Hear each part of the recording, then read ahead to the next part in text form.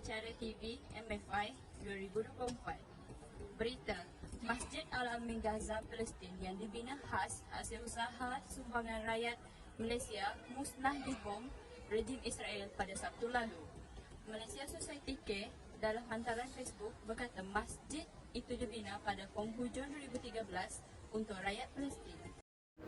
Katanya, situasi itu bukan sekadar mencetuskan kedukaan untuk Islam Palestin, malah tindakan membuta-tuli rejim Israel itu turut melukakan hati rakyat Malaysia. Pembinaan masjid merupakan simbolik besar bersatu hati sokongan Malaysia terhadap Palestin. Tahukah anda bahawa manusia merupakan ciptaan terhebat Tuhan jika dibandingkan dengan makhluk lain seperti haiwan? Namun begitu, manusia diciptakan tentu memiliki tujuan. Bagi umat Islam, konsep manusia adalah dilihat dari bagaimana maksud atau tujuan Allah dalam kehidupan. Sebahagian agama menganggap bahawa manusia itu tercipta dengan sendirinya dan mereka bebas melakukan apa-apa sahaja. Dalam Islam, konsep manusia bukan seperti itu. Sebagai umat Islam, kita digariskan panduan untuk mengikuti Al-Quran iaitu kitab teragung kita.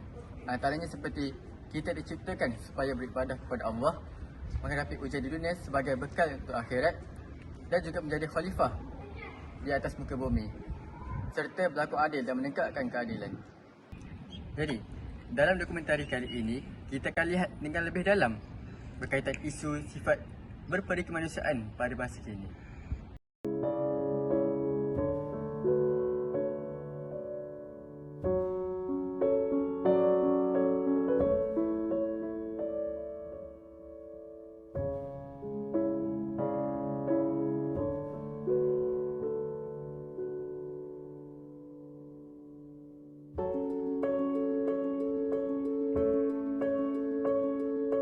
Dalam Islam, sikap berperi kemanusiaan tercermin melalui nilai-nilai seperti rahmah, adil dan ihsan.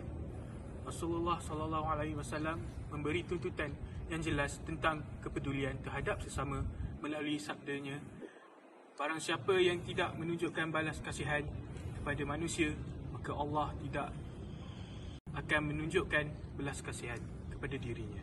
Hadis riwayat Bukhari. Pentingnya kasih sayang dan keadilan sebagai inti dari peri kemanusiaan dalam Islam menunjukkan bahawa hubungan antara individu tidak hanya didasarkan pada norma-norma agama, tapi juga pada nilai-nilai sosial yang menciptakan masyarakat yang berlandaskan keadilan dan perhatian terhadap kesejahteraan bersama. Sikap ihsan atau berbuat baik juga menjadi tiang penting yang mengajar untuk memberi bantuan kepada yang memerlukan, menggambarkan tanggungjawab dan kepedulian terhadap seluruh umat manusia. Berikut adalah punca dan kesan daripada ketidakperi kemanusiaan masyarakat sekarang, ialah keegois. Dalam situasi ekonomi, keegois individu atau kelompok tertentu yang hanya memikirkan kepentingan diri sendiri dan tidak memperhatikan kepentingan bersama masyarakat. Dan kesannya ialah ketidakseimbangan ekonomi. Perbezaan ekonomi yang ketara boleh mengakibatkan kurangnya peri kemanusiaan dengan beberapa golongan yang terpinggir atau terpinggir ekonominya. Sebagai contoh, berlaku pada baru-baru ini di negara kita di mana seorang anggota polis telah menggilis seorang remaja. Hal ini disebabkan ketidaksamaan ekonomi. Dinamakan polis tersebut telah mengungkapkan bahawa dia seorang pegawai kerajaan dan merasa diri layak untuk memperlakukan remaja tersebut sebegitu. Kesannya terjadinya pandangan yang buruk terhadap seseorang. Punca yang kedua adalah ketidakpedulian.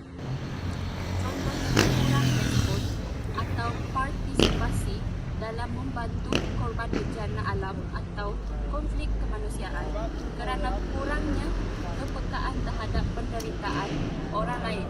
Contoh kesan kepada ini ialah politik dan ketegangan antarabangsa. Memang fenomena perselisihan politik dan ketegangan antarabangsa seringkali dapat mempengaruhi kerjasama global dan menimbulkan ketidaksetujuan serta sikap kurang peri kemanusiaan. Di antara contoh-contoh yang dapat ditemui adalah konflik antara Israel dan Palestin yang mencakup isu-isu seperti tanah, pendudukan, perbezaan ideologi dan agama, serta kegagalan perjanjian damai. Isu tanah dan penduduk, perselisihan terkait pemilikan tanah di wilayah tepi barat dan Jerusalem Timur telah menjadi pemicu ketegangan. Al-Quran menekankan pentingnya keadilan dalam isu-isu tanah dan kepemilikan dan menyeru kepada penyelesaian yang adil. Langkah-langkah memupuk kesedaran terhadap sikap berperi kemanusiaan perlulah dididik sejak kecil lagi oleh ibu bapa. Ibu bapa perlulah menerapkan pada anak sikap yang bertimbang rasa, empati, cinta akan keamanan. Rasulullah SAW bersabda, setiap anak yang dilahirkan itu dalam keadaan fitrah. Kedua ibu bapanya yang menjadikan Yahudi, Nasrani atau Majusi. Riwayat Al-Bukhari. Jadi kita lihat di sini ibu bapa yang mula memainkan peranan dalam membentuk akhlak, sikap dan hala tuju seseorang anak itu. Selain itu, langkah-langkah memupuk kesedaran terhadap sikap berperi kemanusiaan perlulah diterapkan di bangku sekolah. Guru-guru mestilah memupuk sikap berperi kemanusiaan kepada murid-murid agar generasi yang akan datang dapat ditanamkan nilai-nilai kemanusiaan dalam diri setiap murid serta melahirkan masyarakat yang harmoni. Akhir sekali, langkah-langkah untuk memupuk kesedaran terhadap isu-isu kemanusiaan ialah menggunakan media sosial seperti TikTok, Instagram dan Facebook. Ia dapat membuka mata seluruh manusia agar dapat menjadi individu yang peduli, mempunyai sifat berperi kemanusiaan yang tinggi serta tanggungjawab dalam menangani permasalahan sikap tidak berperi kemanusiaan dalam kalangan masyarakat dalam dunia ini. Sebagai kesimpulannya, dalam perspektif Islam, konsep insan atau manusia memiliki nilai yang tinggi. Pengajaran utama termasuk konsep tauhid iaitu keesaan Tuhan, keadilan dan nilai-nilai moral. Islam menekankan pentingnya kasih sayang, keadilan, kejujuran dan empati dalam hubungan antara manusia. Manusia hendaklah menyedari akan kewujudan dirinya di dunia bahawa pada hakikatnya mereka diciptakan oleh Allah Subhanahu Wa Taala tidak lain ialah supaya beribadah kepadanya dan menjadi khalifahnya.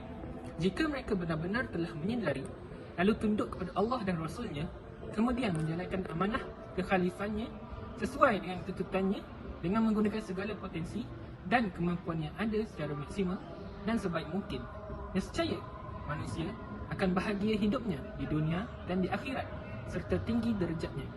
Amalan berperi kemanusiaan bukan sahaja membantu sesama manusia, namun membantu semua benda hidup seperti haiwan dan tumbuh-tumbuhan. Amalan ini bukan sahaja dapat membentuk masyarakat yang harmoni, namun ekosistem sesebuah kawasan dapat dijaga dengan baik. Dengan demikian, pengajaran dari konsep insan dalam Islam mengajarkan nilai-nilai moral dan etika yang bertujuan untuk menciptakan masyarakat yang adil, empati dan saling mendukung. Akhir kalam, saya tutup dengan sebuah pantun. Pergi ke pasar membeli sotong untuk dimasak bersama petai. Mari saling tolong menolong agar masalah cepat selesai. Sekian, terima kasih.